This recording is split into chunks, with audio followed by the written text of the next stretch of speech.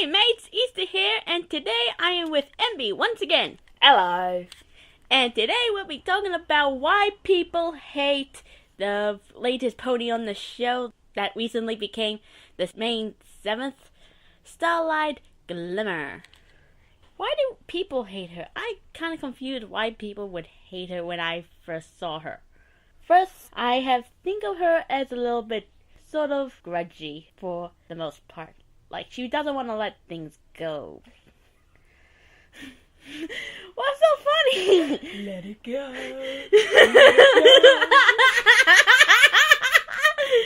Don't mind us, we're being kids. Her personality comes off as a little bit forced and not so indicative in her adult years after Starlight was defeated by Twilight and her friends. But yet again, it does make much more sense after the Cutie Mark map. Is it now? No, Cutie Mark remark. What am I saying? Well, when we first see her, she comes off as controlling and possessive, as later on shown by her insecurities of losing friends. No, Golem was possessive. Starlight took it too far. Which Chefin showed. Okay, backstory. Well, we know for one reason why she became evil, because her good friend Sunburst got his Cutie Mark and thought that Cutie Marks are the center of all evil. But this does not explain how she learned how to use her magic. Did she try to get her Cutie Mark off her flag? Dr. Wolf have explained this in one of his videos, and that's still up to debate. How does she know these skills? How did she get her degree? Where are her parents? Do we even see her parents in the show? No. So my theory is she rather was abandoned or is in fact an orphan. Or her parents weren't very close to her. That's true. Then again, we haven't really seen much of her fillyhood. Yeah, the only part of her fillyhood was her with Sunset. No, not Sunset, Sunburst. We're kids, shut up! Alright, what did I find her? I find her very loving. I do like Starlight more than the next person, don't get me wrong. She is very relatable, mostly to me, because I used to have 2 friends and we later not became close. But she comes off as sort of a pony that you can easily forgive. Even after the event and people have thoughts about it. Unlike Trixie, who is unforgivable and comes off as a little bit show-off, Starlight seems to fit the bill for me from favorites. Over time, Starlight seems to be behaving a bit more like Twilight. That's true, but in her own way. She learned how to combine spells and indeed succeeded in perfecting the Star Swirl spell that took Twilight back in time, and she almost conquered a village full of ponies and forced them to get rid of their Cutie Marks. She is somewhat successful, and her latest event, which I was proud of, don't get me wrong, she switched the princess's Cutie Marks so they know how one and the other feels about the situation. What do you think about that episode when Starlight did that? I found it to be an interesting episode where for some people it'd probably be good for them to experience that sort of thing because of how much conflict is around at times. Yeah, it's just like me and my siblings. We don't get along with each other until we do each other's chores. We switch classes. Yes, that happened. Well, I have a tendency of trying to understand other people's positions so that I can understand them better instead of just arguing with them. Yeah, except for my brother. I find his easy, but my sister hard. I can't count for shit. Okay, characters. Which characters do we ship? I know you don't ship, do you? No, not really. People seem to be more drawn with Trixie and Sunburst and now Sunset. I'm a bit more of a Trixie because A, I hate Trixie, and B, I know somebody else Yes, I'm saying his name again, Zeldin Wolfgang, who hates Starlight. So with both of them combined, and our friendships to be happy, I hate Trixie, he hates Starlight, I like Starlight, he hates Trixie, ship. Just to make it short. And change of main. People got a little bit off with the change bit, but I think it suits her a little bit more than that fringe. Well, the fringe seems more fitting for the circumstance. It looks like me in primary school. Where it makes a nice change, seeing characters have minor differences over time, instead of them looking the same throughout the seasons. Like Rarity in the latest episode, she had like a big change in her look, but that's only for an episode. It would have been nice to see her go on for a few more episodes. Yeah, I would have liked that too. And with Starlight, it's somewhat permanent for now. And I'm pretty much in love with that style. Sunset and how she looks like or acts like. The difference between Sunset and Starlight that we don't know much about Sunset enough for why she wants to become powerful. What is her motive besides wanting to conquer and show Celestia that she can do these things? None of this just makes sense to me. She's got ambition, but she didn't have the patience for it. Exactly, she doesn't have any patience.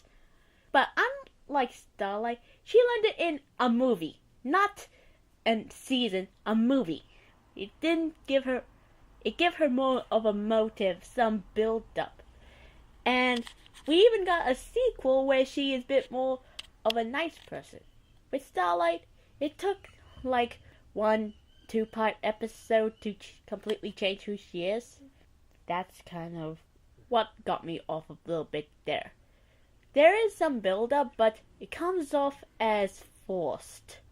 Well, there are certain limitations when it comes to creating episodes. And the friendship between those two.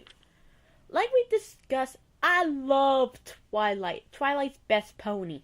Probably best princess, but I do say Celestia's best princess. But I see slight similarities between friendship, but completely different. One of those being Twilight used to have a friend, but wasn't into friendship. Well, she had a selection of friends shown at the start of the series, but we don't really get to know them well then. And she moved to Ponyville and completely forgot about them.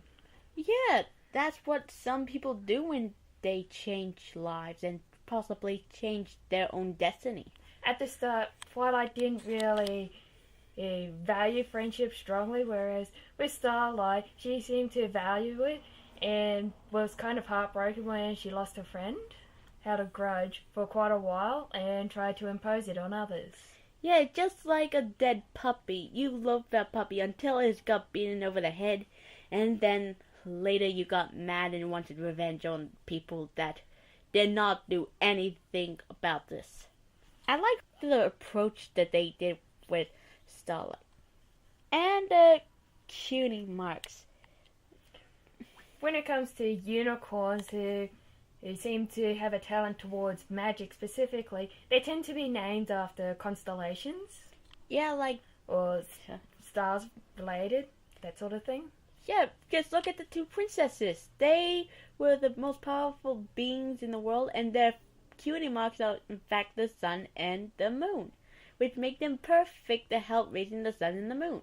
Which later leads into the conclusion, did Princess Celestia and Luna first start the revolution of unicorns?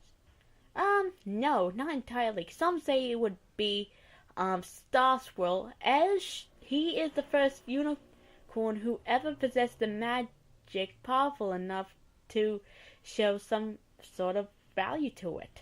Reminds me of a comment Embea made where, oh, they look similar and they have similar names, so it gets all confusing. Exactly. And controlling.